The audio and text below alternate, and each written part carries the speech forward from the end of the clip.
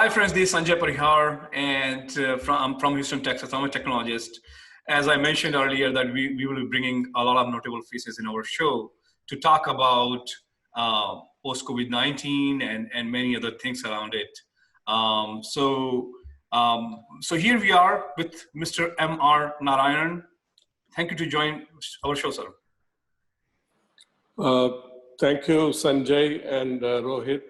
I'm really glad to be in your show and hope that we will have a very good session today. Absolutely, sir. Definitely, we will, and we have some interesting question for you, definitely our audience will get greatly benefited by learning those things from you directly. So let me ask this question.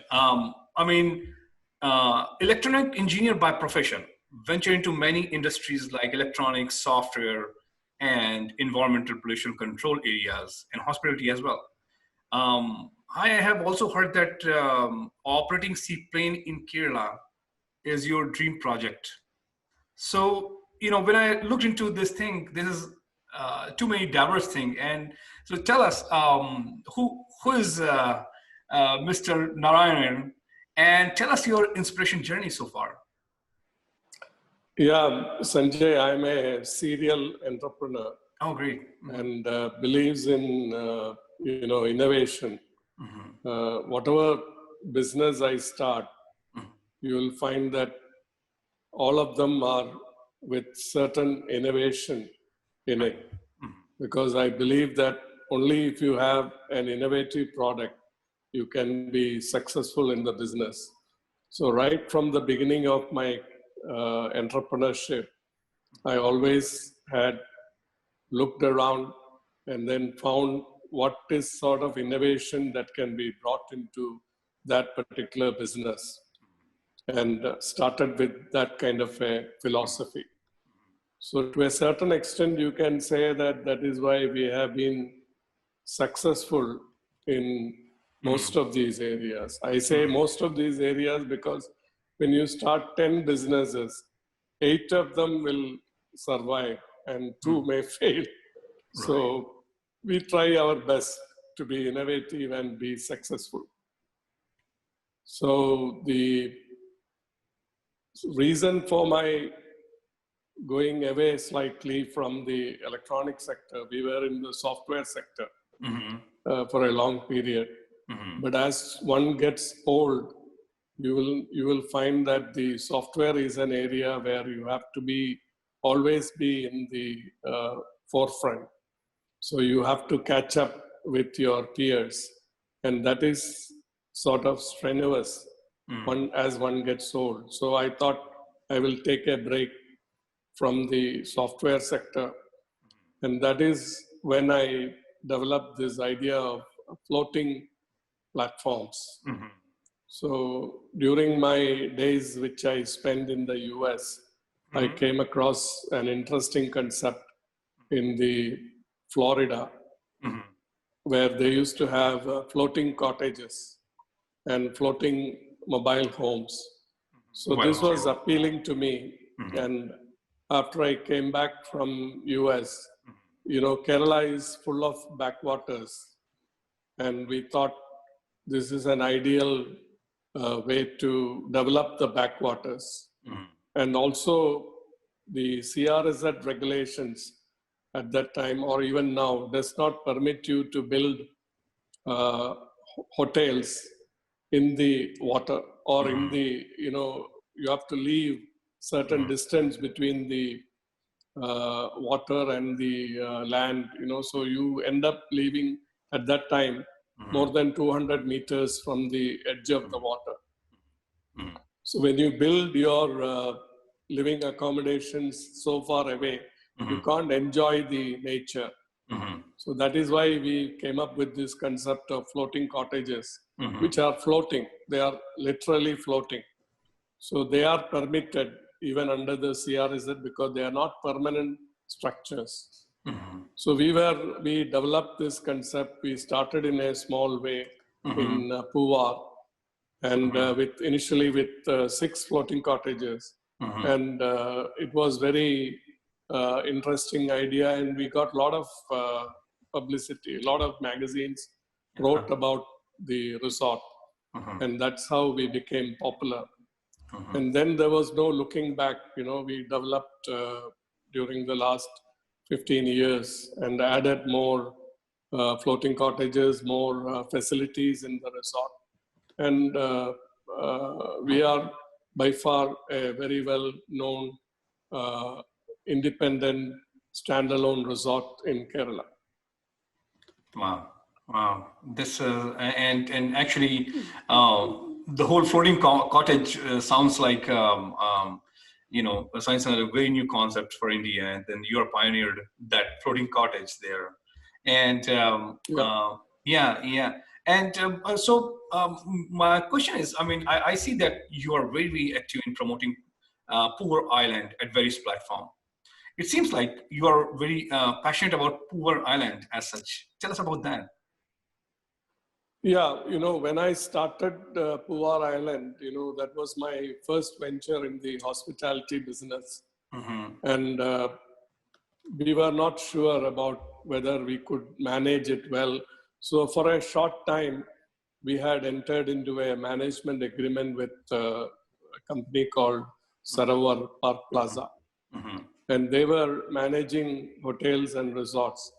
But even then, I was very closely involved in the marketing of the resort.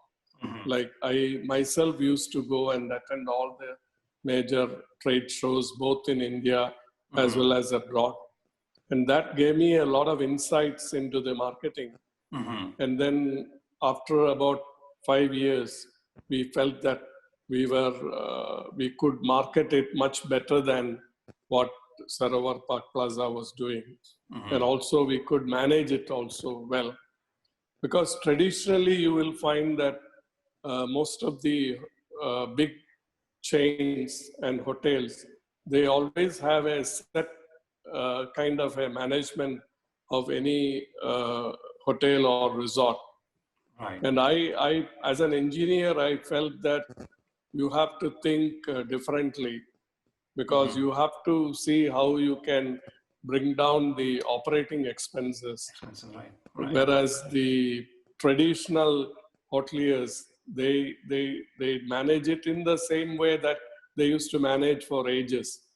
So this is now proving much to the benefit, I would say, after COVID time, because some of the systems we installed in Poovar, for example, in terms of saving in power, we had extensively used solar power in the Poovar. Now, for example, even though the resort is locked down and we can't cut off the power, but I don't pay anything for the power because the entire energy is produced by solar. And in fact, we are now selling power back to the grid and getting money from the electricity board. So there is no fixed cost as far as power is concerned currently at Poovar, even though there is no business. So we were very energy efficient, not only generating power, but managing the resort in such a way that the total power consumption goes down by opting for energy efficiency systems in all areas. In fact, we won the award from the President of India 2 years back as the most energy efficient resort in India. Wow. That sounds like a great project, isn't it, Rohit? Yeah, it is actually. In fact, like we have met to Mr. Narayanan at many platforms in Russia and in UK as well, and where I saw like he has been marketing the product very passionately. And like definitely he's mentioned about the floating cottages, but I have been to this resort personally, and I know there's a lot more than the floating cottages. So, Mr. Narayanan, could you please tell me more about this Poovar Resort, Island Resort, apart from this floating cottages? Yeah, apart from the floating cottages, we wanted to make sure that we follow the same architecture of Kerala.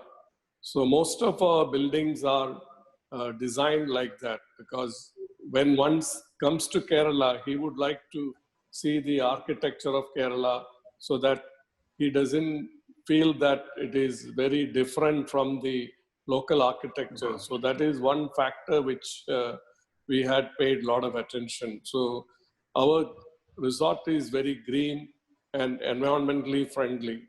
We use the local materials, local architecture, and that gives a good feeling to the people who come. You see, I always believe that when somebody visits a resort, he is coming there for an experience. He is not coming there to stay alone. When he stays in a resort, he should feel that he had a very unique and different experience.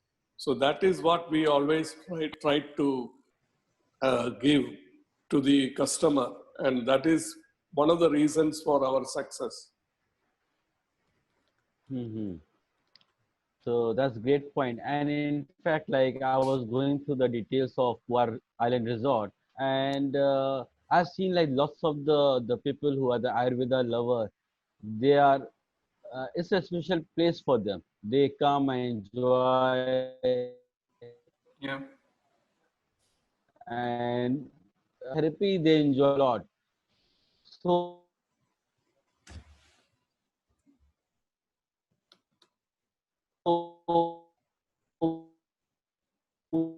what is so special about this Ayurveda in Poovar Island? Is like your doctor. Yeah, Hello? you see, Yeah. apart from the floating cottages, we wanted to, our USP is also the Ayurveda program that we have. And the way we designed the Ayurveda program, we don't want to combine the FIT travelers with the Ayurveda people who come for Ayurveda. So one of the thing that we were careful is that we gave them a totally different area. In fact, it is like a resort within a resort. So the Ayurveda is called the Ayurveda village. They have their own treatment rooms, separate swimming pool for them, separate restaurant for them. So it is a totally different ambience what we give in the Ayurveda village. And of course, the doctors are very good, and they have got a lot of experience in the Ayurveda field because they have been traditionally. Excuse me for a minute. Yeah.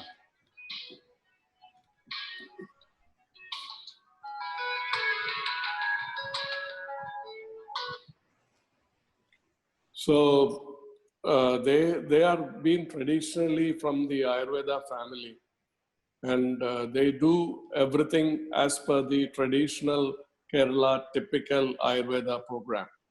The second is that our Ayurveda spa has been designed with a lot of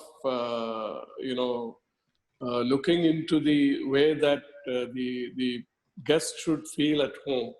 For example, all the Ayurveda treatments are fairly big in size, and they even within the Ayurveda treatment rooms, we have a lot of good ambience in terms of water bodies within the room. There is enough light. There is soft music.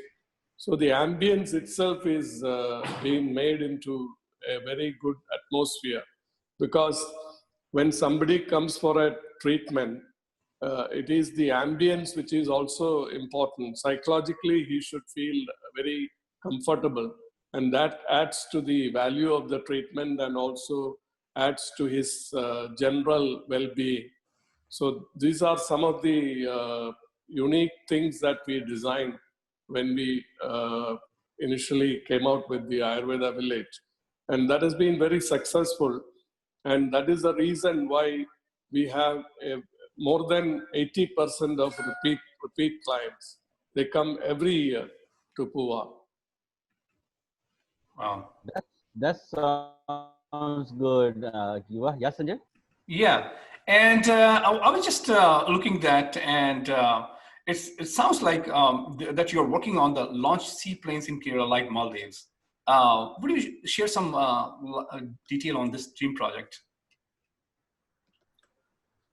Yeah, when we started Poovar, as you are aware, we have a large water body.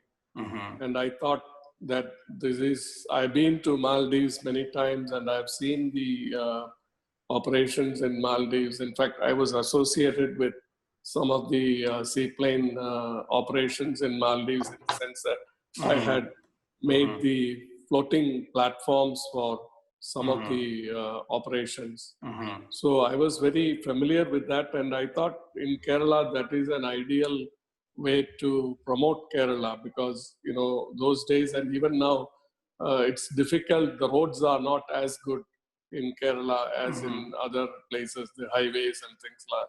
So seaplane service was a very good mode to get from one place to another place. And because Kerala has a lot of water bodies, it's a very ideal form of transportation. But unfortunately, when we got our license, initially to operate a single engine aircraft. But later, the single engine aircraft could not be operated because the civil aviation changed the rules, and they said that only 2 double engine aircrafts can be operated for any commercial use. So at that time, the availability of double engine aircrafts was not so good because they were very costly, the new ones.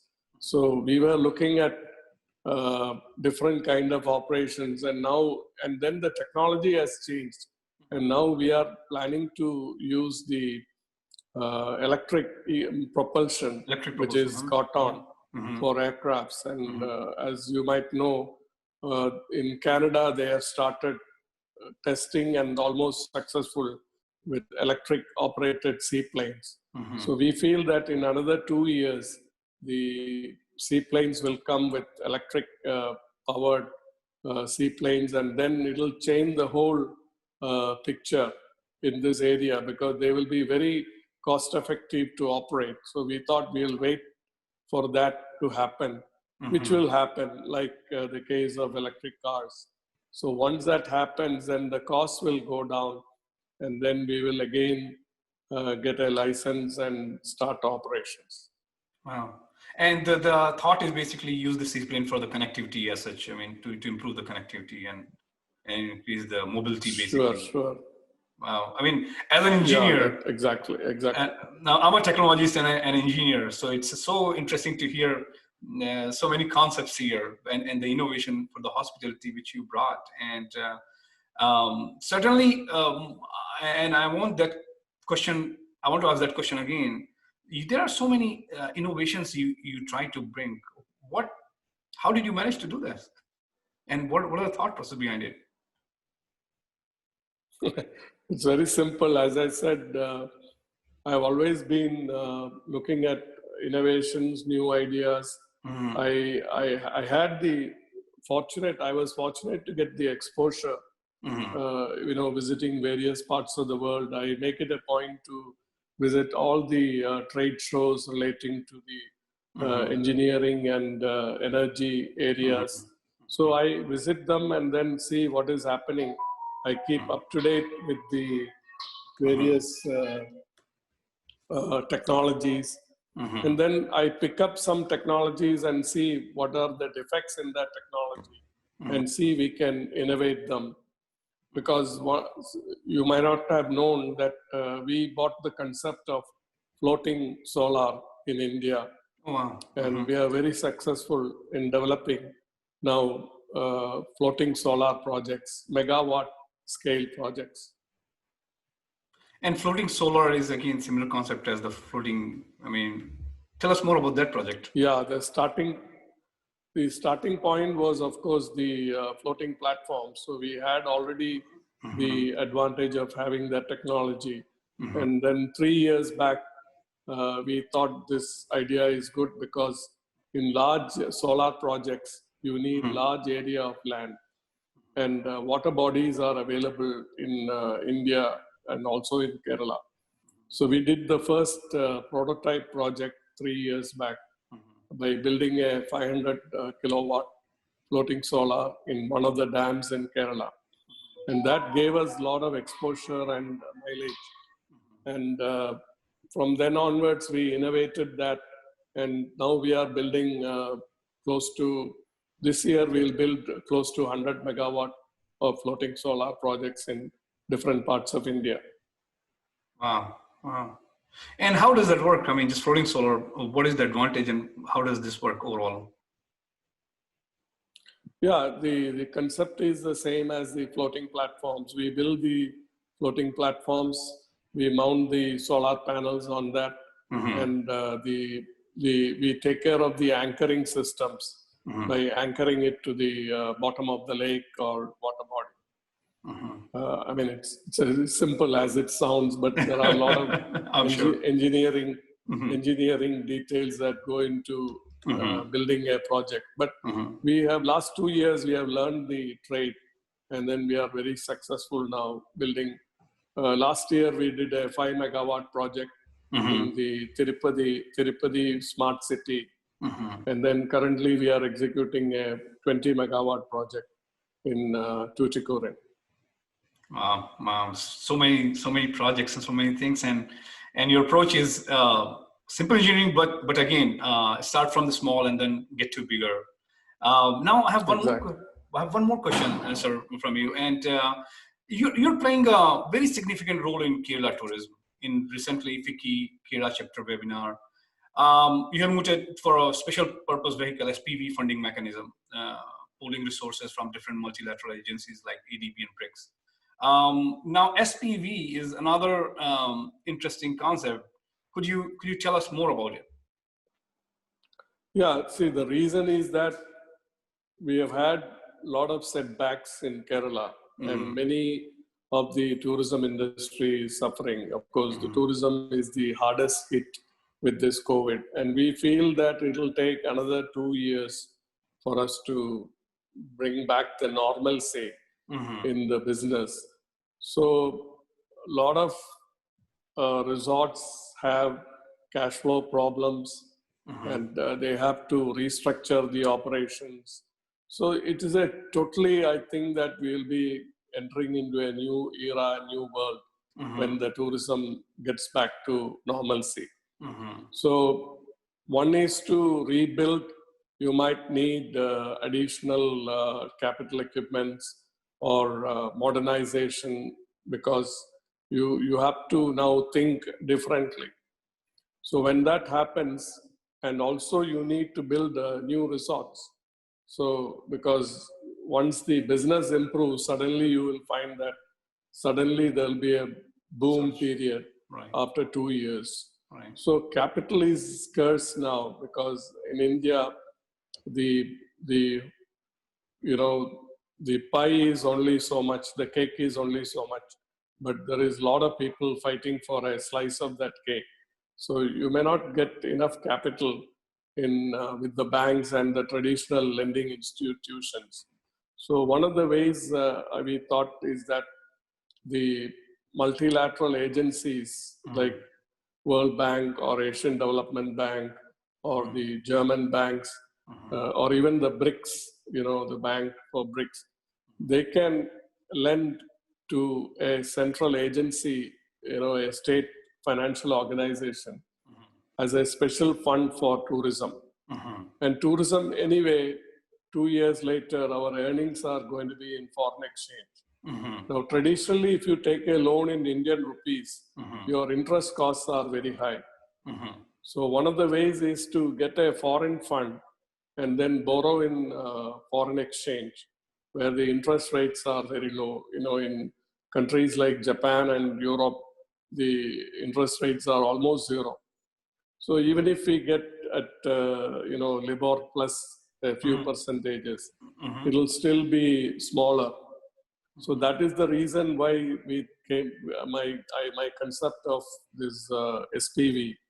So once the SPV is formed for lending to the resorts, specifically for resorts and hotels, they can rebuild fast, and then the businesses can be made much more profitable within a short time, only if you can get loans at very low interest rate. And you don't run the risk of exchange because you will have earnings also in foreign exchange. Mm-hmm. Mm-hmm.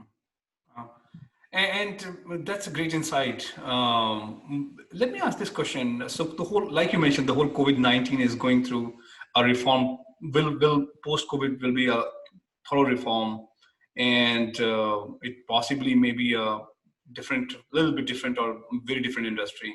What are the things you see as changing, and what are the things you see as a need for the technology for next 2 years, like you mentioned? This is like a rocking boat right now. I think the resorts and hotels have to think out of the box now. This is the time to totally think out of the box, because we have to forget about the traditional way that we were managing the hotels and resorts. So there is a lot of change required. You have to bring technology into the way we manage the resort, so that you operate with minimum staff. You can't think of operating anymore with an army of people, with traditionally, even in the kitchen or in the restaurant or in other areas. All these areas you have to bring technology, and you should use this time.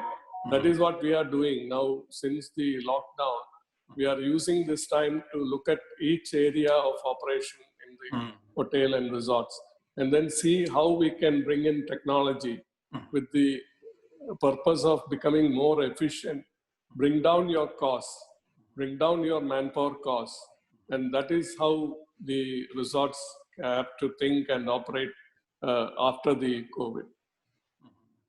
And these technologies are generic technology or specific to your resort as such?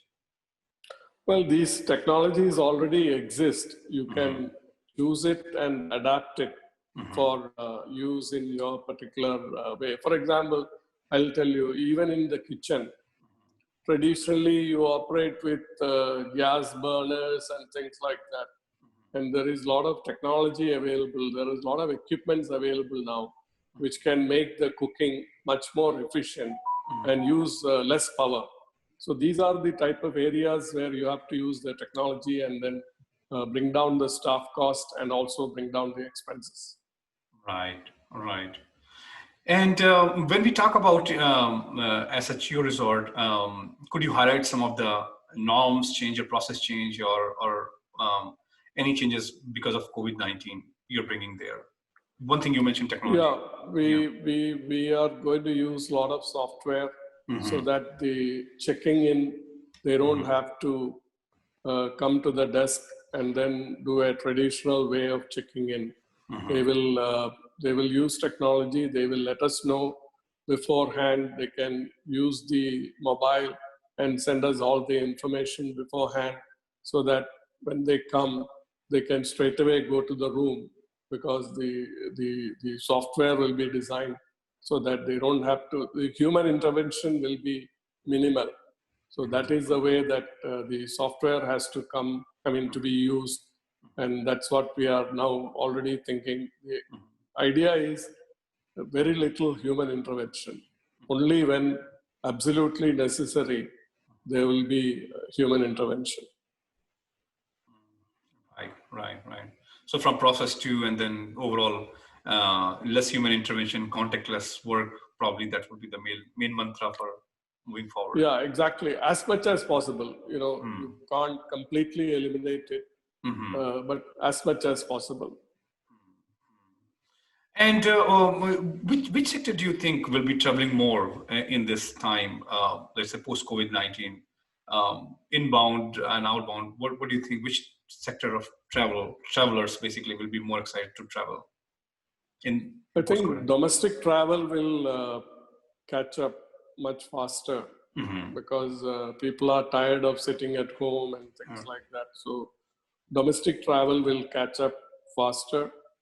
And then once within a year, after a year, the international travel will start. But health tourism is one thing which will greatly improve. post this scenario, because everybody is conscious of their health now. Right, right. And when we talk about Poovar Island as such, tell us more about the facilities there for the corporate travelers as such. Yeah, we already were doing a lot of conferences for corporates. So we will also stress on that, and tailor-made packages for conferences. We used to do a lot of weddings before. We had actually 3 weddings planned during this time, which unfortunately had to be cancelled. Okay. So we will also choose those areas where we feel our strengths are, and then market them much more now. Wow. And so that was my next question. What are the facilities there for the as such for the people who go for wedding and everything? Because wedding is a kind of big thing for anybody's life, right? So tell us more facility about wedding as such in your hotel. Yeah, we do unique atmosphere and unique weddings. In fact, a couple of weddings we did in a floating platform. Oh, so wow. they are much more. We take it up, the total planning, everything, the decorations in the way, whichever tradition they follow. We bring in the priests according to their religious choices. So we have done a lot of tailor-made weddings before, and so the wedding party can look at our past weddings and then select which theme, which decorations they want, so that we become do the wedding on a turnkey basis. So they don't have to bother about all these other paraphernalias and things like that. So it is a one-stop shop for weddings. And it's all great to hear. While we are about to wrap up our call, Mr. Iron, what is one message you want to give to travelers to build their confidence during this time? Yeah, the traveler should feel confident that his health is protected, and that is what we will try. And we are already building up a lot of other add-ons to bring that confidence into him. So we should be able to tell him that when you come to Poovar, we take care of your health, and you will feel comfortable that way. That is the message that we would like to give him, and assure him that all the necessary things have been done to ensure that he will have not only a pleasant stay, but a healthy stay at Poovar. Great to hear, great to hear. And with that question, we definitely wrap up our conversation for today. Please stay on, we have some follow-up question. But thank you for being in our show, Mr. Mitchum. Thank you very much. Thank you, Sanjay. It was my pleasure. Thank you, Rohit. Thank you.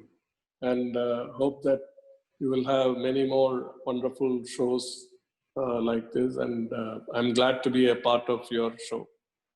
Thank you very much, sir. Thank you. Thank you. Thank you. Please stay on. Thank you. Okay, so this ends our show, sir. Now the next part, we have a follow-up conversation on how do you like this conversation, so that we will use your point for our testimonial as such.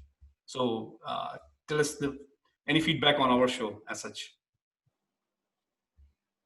I think it has been very good, and you have asked the right questions, and which will be informative to the people who are listening to your shows. So, there has been a lot of webinars now which I attend almost every day. But I find that your show or your webinar has been pretty good, in the sense that it is apt and to the current scenario. Great. Yes. Thank you very much. And next question. I mean, this is the interview which I enjoyed personally most because I'm an engineer, and I'm a technologist here. That's what I do for my career, and I'm an entrepreneur. I'm a startup basically. So, having so many things thinking, first of all, I must salute you for so many things. I mean, so differently, it's so different traction. And your approach is like just a POC and then get it going, right? And then actually implementing them. It's hard. It's a lot tougher than how you explain. I mean, you explain very simply, but it's a lot tougher, I believe, right?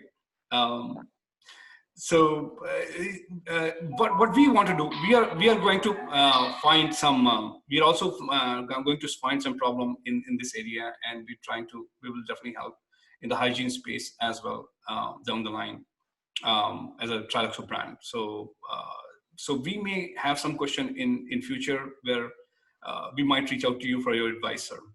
So just opening up the channel. Yeah, you're always welcome. You're always welcome. I can share my mail IDs. We wanted to have, yeah. We wanted to have an idea about the doctor, like the role of the doctor, remember like one of the point regarding the doctor we wanted to clear from sir. Yeah, ask the question. Yeah. Okay. Just I think it's already been asked. Yeah. Sure. Yeah. So okay. That is a great thing, and yeah, I mean, so we are like I mentioned, we are in the rocking boat right now, and any understanding about the whole hygiene stuff, how it will be going. Rohit, you want to ask something? No, yeah. In fact, I just got a message from one of my viewer, and the viewer is asking like, like the doctors are like something very important role in creating a SOP for the hygiene, and many of the people when he asked like there could be a kind of concern like how the doctor can help in creating the SOP, and we are even going to meet and discuss few of the doctors. So from your prospect, do you have any question for the doctor? Like if you have anything you think like we should ask from the doctor, so we can include in our question.